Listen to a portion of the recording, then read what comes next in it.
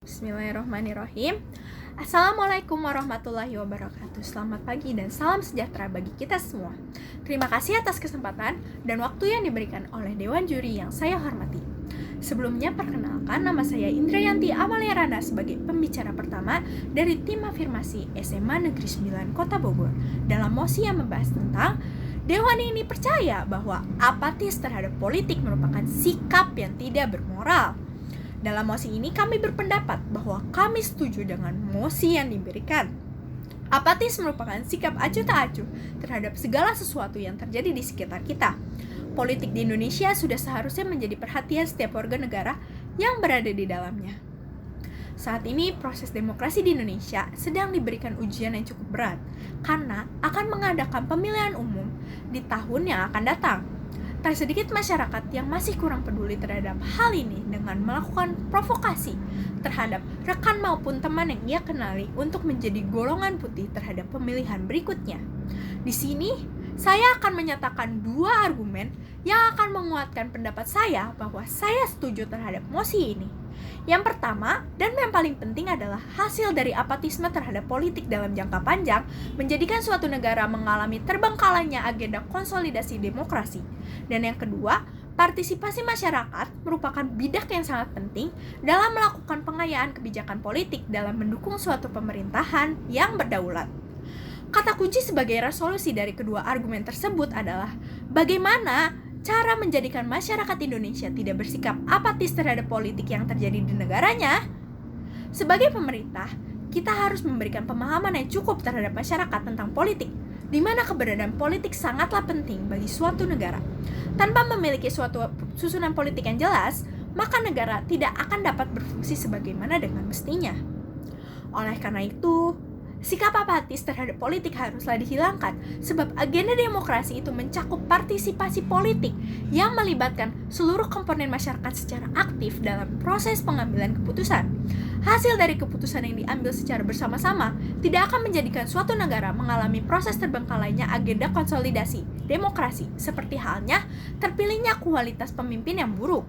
Bahkan, apabila masyarakat memiliki sedikit saja kepedulian terhadap politik, hal tersebut dapat mengubah dan menjadikan penciptaan pemerintahan yang lebih baik daripada sebelumnya. Proses konsolidasi politik dapat ditinjau sebagai upaya memahami realitas politik di Indonesia melalui fenomena koalisi dan komposisi kekuatan partai politik peserta pemilu. Padahal, dalam sistem presidensial tidak dikenali namanya koalisi, karena jika ada koalisi berarti ada pihak pendukung maupun pihak penentang, dan kemungkinan besar terjadinya masyarakat Indonesia yang masih kurang mengerti dan kurang memiliki kepedulian terhadap politik yang mengakibatkan masyarakat tidak mengetahui akan hal tersebut. Proses pengayaan kebijakan politik melalui banyak dan beberapa pertimbangan serta proses yang panjang. Hal ini mengingat bahwa Indonesia terdiri dari berbagai macam suku bangsa. Kemajemukan yang ada bisa mempengaruhi setiap lini kehidupan. Oleh karena itu, perlu diadakannya pengayaan sedini mungkin tentang pentingnya politik untuk kehidupan yang bernegara. Untuk mengatasi apatisme yang terjadi, penting diadakannya kesadaran politik dan keterlibatan masyarakat, seperti halnya dalam pendidikan politik di sekolah. Selain itu, memperluas akses pendidikan politik yang mudah dipahami sehingga mendorong masyarakat juga diperlukan agar dapat turut mengambil keputusan dan berpartisipasi dalam kehidupan berpolitik, agar nantinya kebijakan politik yang dibuat oleh wakil rakyat akan lebih bermanfaat dan sesuai dengan kebutuhan masyarakat itu sendiri.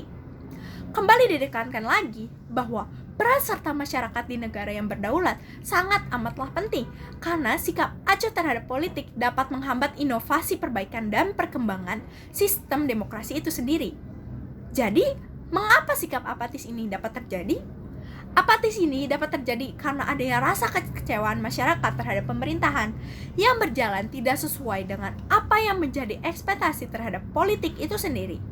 Saat ini dapat kita amati sebagai contoh nyata bahwa masyarakat lebih mementingkan kehidupan pribadinya dibandingkan dengan berjalannya sistem pemerintahan politik saat ini.